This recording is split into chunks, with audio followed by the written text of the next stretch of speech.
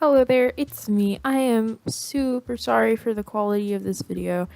It is going to be terrible, I know, because I've recorded this 15 times because I'm interrupted in some way or another.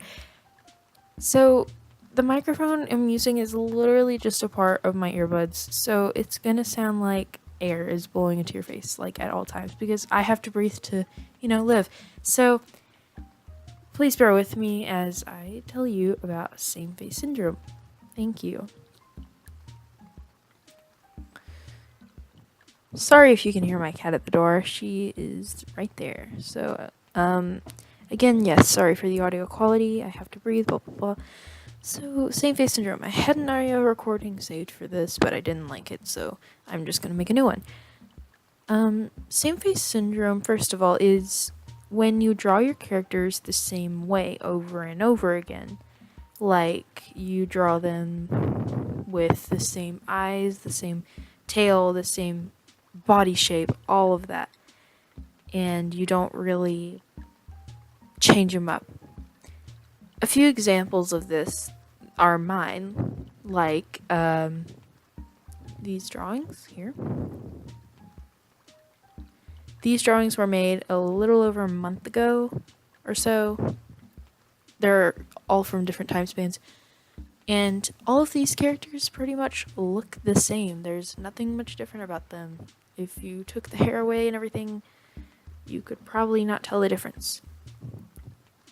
This can be a bad thing, but it doesn't have to be. You can still draw very good art with same face syndrome. It doesn't, just because you have same face syndrome doesn't mean that you can't draw good art.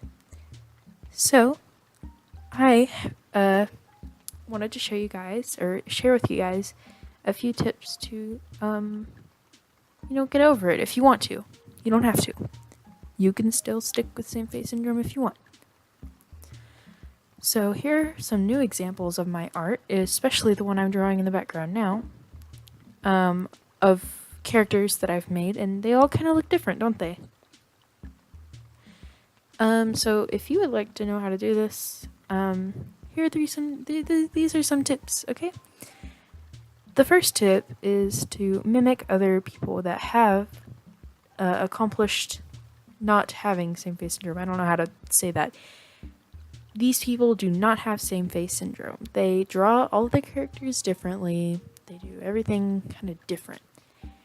I want you to take those people's art and I want you to kind of, every once in a while, just draw like they do. Try and, make every single character different like they do. Or, just even draw every single character and just kind of get the feel of drawing characters that they draw in a certain way. The second tip is to occasionally draw everything like you would. Just try and make everything as different as possible. Two examples I have of this are these two characters here, who are completely opposite in character design. One is completely made up of circles, and one is completely made up of triangles.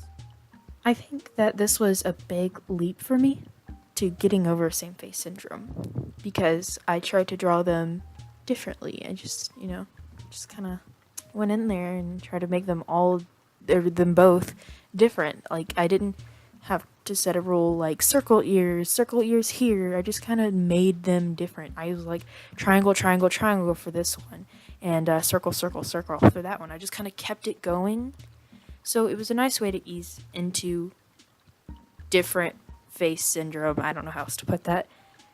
Okay, so the third thing is to use shapes. And you know those games or somewhere if people are like, let's tell you how to draw Mickey for like Mickey Mouse or something, and they're like, use circles, and yeah, use shapes. Use shapes all the time.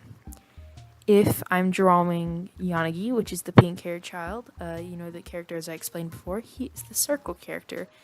I always use circles for him. Like, his cheek has a circle, and I don't know, that's kind of it. I just kind of moved their faces around.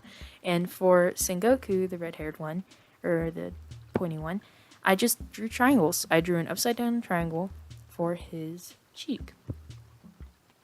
And I know a lot of you're probably going to disregard like, oh hey, you should draw shapes, and you're probably going to be like, no, I don't need to draw shapes, I can draw it by myself. I did the same thing, and now draw them with shapes.